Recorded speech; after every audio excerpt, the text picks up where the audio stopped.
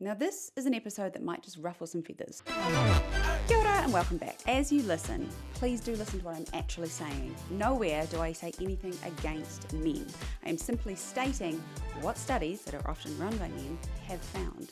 This is not one of those us versus them discussions for reasons that will become evident very soon. Because today we're talking about the sometimes, almost always, infuriating world of investment.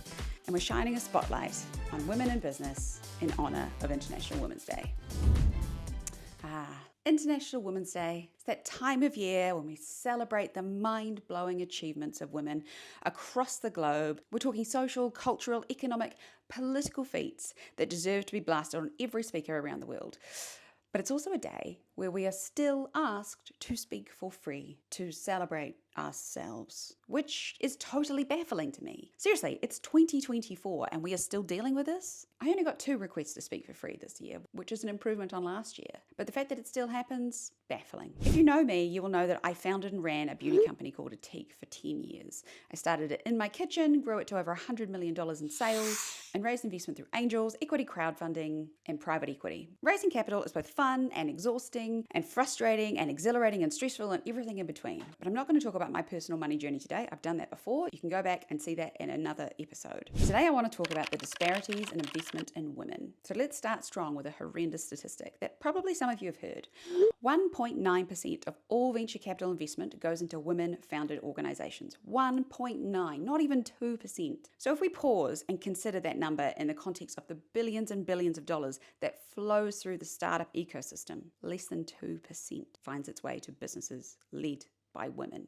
For women of colour, it's infinitely worse, with their ventures receiving about 0.34%. Interestingly enough, mixed gender teams receive about 8% of the total pie. So the vast majority, 89% of all venture capital goes to solely male-led organisations. Now hearing that, you might assume that the money simply goes to the companies that perform the best. That's how it works, because these venture capital firms are run by analysts and financial people who look beyond things like gender and don't care about any of the rest of it. Well, no, that's not how it works. Women founders bring in 78 cents for every dollar of investment.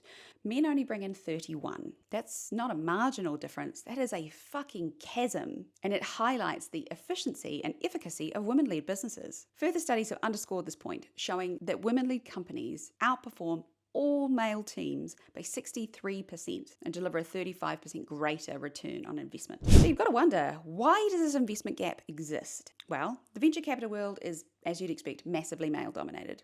And it tends to funnel its resources towards male-dominated industries and ventures that fit a certain profile. And they often sideline ventures where women entrepreneurs typically operate. They look for things like deep tech and software, which receives the absolute majority of investment here in Aotearoa too. But it isn't actually just about industry preference, it's about bias. Plenty of research have shown that identical business pitches are received way more favourably when they are delivered by men than when they are by women. And that is when they are performed to both male and female VCs. That was a study run out of Harvard. I mean, that bias isn't surprising, but it's fucking disappointing. But it's also economically short-sighted, right? So if we look at the overperformance of women-led companies, obviously they're going to have a benefit for us as a whole. By overlooking and undervaluing these organizations, the global economy is missing out on as much as $5 trillion annually to GDP. That is how much we would all benefit if we simply invested equally in men and women. And of course, the best bit, and why it's a benefit to everybody, is that women do tend to invest more in their communities and their families, focusing in particular on health and education, which is, of course,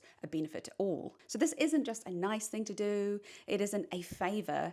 It's the right thing to do for everybody. But I actually think this next statistic is probably worse. So because of this gaping chasm of inequity, and yes, that's a little bit dramatic sounding, but I think it fits, there has been a big rise in VCs that are specifically pitched to fund women, which is wonderful. But yet more studies have been done and have shown that startups who receive investment from those female-focused funds are penalised in future rounds.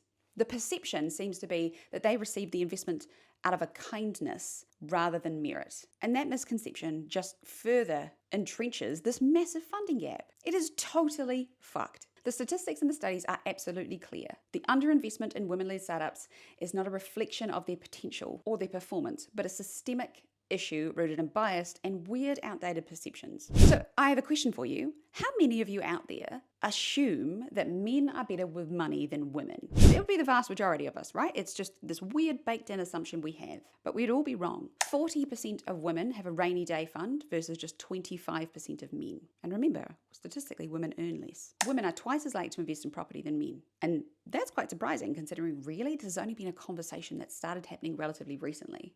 In general, women actually spend less than men. This is talking single men and women, so without families. And that is so counter to the narrative that is spun, right? That is women are shopaholics and we spend money on frivolous things like makeup and hair. That is food for thought. Now, obviously, I talk the most about business that is done better. And this is why I'm especially interested in this. Beyond that, it's the right thing to do for everybody. This dramatically impacts social enterprises or for-purpose enterprises, whatever you want to call them. Because these ethical enterprises, women are much more likely to start a business that has a purpose beyond making money. And these ethical enterprises are about creating positive change, making the world a better place, as lame as that sounds. So naturally, these ventures, started by women, are more likely to struggle for funding. And as a result, ethical enterprises struggle to get off the ground more so. So we lose out on all that innovation, all of that drive to solve the social and environmental problems that are massively pressing. So at this point, you're a female founder and you're lying on the floor staring at the ceiling thinking, what is the point? I have some good news and some advice for all of us as to how to combat this problem. There are plenty of women who have raised money in both conventional and less conventional ways and had massive business success. You are listening to one of them. And if you want to hear that funding story, as I mentioned, there is another video about it that you can go and watch. But how can you increase your chances of securing investment? It's a bit of strategy, a bit of understanding the landscape, and I guess playing the game. But you can change the rules a wee bit. Let's start with the worst bit, networking. It's not about just who you know. It's also who knows you. So you need to build a network. And if that fills you with dread, yeah, well, me too. Go listen to the podcast I did about personal branding, because this will give you an idea of how to go about doing this without having to attend every frickin' event you're ever invited to. But you do need to build a network. You should go to industry events. You should join forums and groups like the Sustainable Business Network, for example. You should participate in communities where investors are looking for the next big thing. So in Aotearoa, talking to people like the Angel Association Network, well in advance, or Ice House. They know people, and you want them to know you. So make your project known, but be really genuine about it. Build relationships first, because that's the key to networking. It's not a transactional relationship, it's a relationship. It's not about who can do what for you, and that's the important distinction.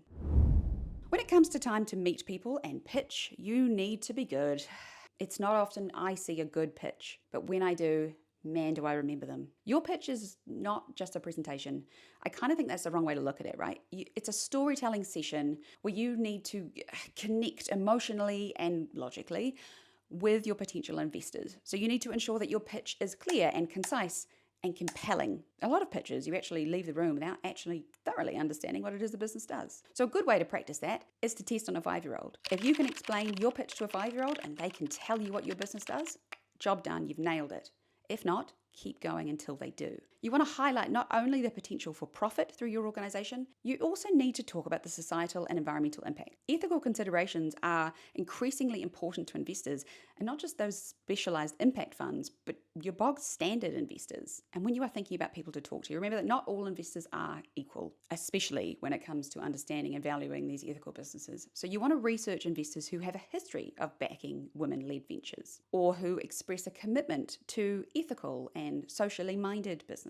Tailoring your approach to these investors will massively increase your chance of success, and you don't have to talk to every single person you've ever met.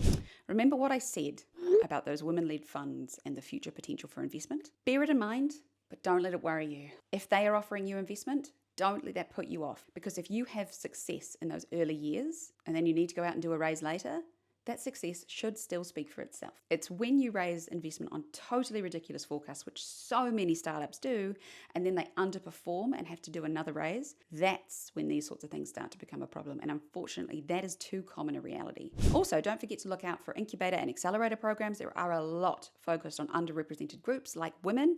They are super helpful. They offer a blend of funding and mentorship and education, so they will help you scale. They also introduce you to big networks. But at the end of the day, whilst that advice might be marginally helpful, it is not up to us as female founders to fix this broken bias system. It's up to all of us. As one of my favorite sayings goes, It's not my fault, but it is my responsibility. And every single one of us will benefit if we change this narrative. And that is the single best thing we can do. Change the perception that women aren't good leaders, because statistically, we outperform men. Challenge the perception that we don't start good businesses or that we're bad with money. And that is down to all of us, because we all harbor biases in some way or other, learn from the world around us. There is no shame in admitting that, yes, actually, I do have that bias, but I'm going to actively work on it. And again, just to remind you, this is not a man-hating subject. This is about leveling the playing field for the benefit of everybody. So, how do we change this narrative? Number one, it's the easiest one to do, is we highlight success stories and celebrate the financial success of women entrepreneurs. Talk about them to your friends and family, share them on social media and LinkedIn, highlight them. Sharing these successful stories will inspire other women, but it also helps change the perception in everybody's minds about women's roles and capabilities in business. So if you want a practical example, next time someone asks you to think of someone who inspires you, think of a woman. If you go and read a lot of these columns, whoever is answering, they usually respond with men. Let's try and stop that. And even better, think of women of color. They are dramatically underrepresented, and it is only through talking about them that we will change this. Support women-led businesses. This is obviously a no-brainer. We have all of the power as consumers, and I guess we forget that at times. These businesses wouldn't exist without our dollar. So use your power, seek out women-led businesses and support them. And then spread the word. If you're up for it, advocate for policy change. Encourage the not-for-profit and public sectors to back policies that support early stage female entrepreneurs. So that can be things like tax incentives for investing in women-led startups. It can be grants for women-owned businesses, programs aimed at developing entrepreneurial skills amongst women. It can be many, many things. Those are just some examples. You want to engage in conversations with people that educate about the economic and social value that women entrepreneurs bring to the table. So there's things like workshops and webinars and panel discussions can be effective platforms to get this message across, to challenge these outdated stereotypes. Learn from them and then share what you learn. This one is particularly hard because I was raised by English parents and we didn't talk about money. I was actively encouraged not to talk about money for most of my life. So I find this very difficult. I find it icky and awkward. But that is stupid bullshit that we have been taught by society not to do because it maintains the power balance in the people who pay us. So I want you to encourage women to speak openly about their financial success. You don't have to go around telling everyone you're a multimillionaire and you're all this and you're wonderful like those biz bros.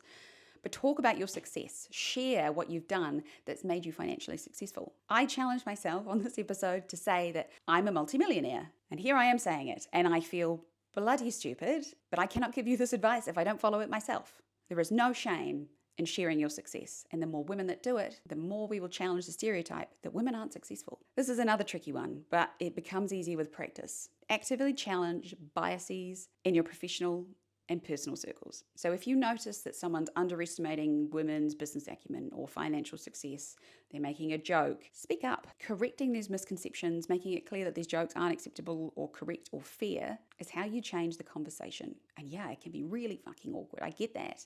But the more we do it, the easier it gets. And the less acceptable those sorts of things become. That is the only way we have ever changed anything, is by talking about it. And finally, if you are more established in your business or your career, you should consider mentoring. Both men and women should consider mentoring women entrepreneurs. Mentorship is life-changing, and I can attest to that not just being for the mentee. I have learned so much from everybody in the Business But Better mentorship program and others I have worked with. And it has absolutely changed my life. Mentorship is incredibly beneficial for both parties. It can change the life of the people you mentor. Now remember, every successful woman entrepreneur who secures investment not only paves the way for her business, but also for the countless others following in her footsteps. I can already read and hear the comments saying, but this is unfair to men. Of course it isn't. Men are already considered the leaders in the business world, despite evidence proving that women are as good, if not better than. All we're asking to do is level the playing field and invest in women as much as we invest in men. And now it's over to you. I do encourage you to join the conversation, engage in respectful, factual discussion, and don't call people names. Because the moment this gets personal, we lose the discussion. But most importantly, support the women entrepreneurs you know. Buy from them, support them, share them. Every time you do, I actually promise you it really makes a difference. And on that note, don't forget to share this episode far and wide, because I'm hoping that this is the kind of thing that starts to spark a conversation. I had a Stuff column last week all about this if you prefer to read about it.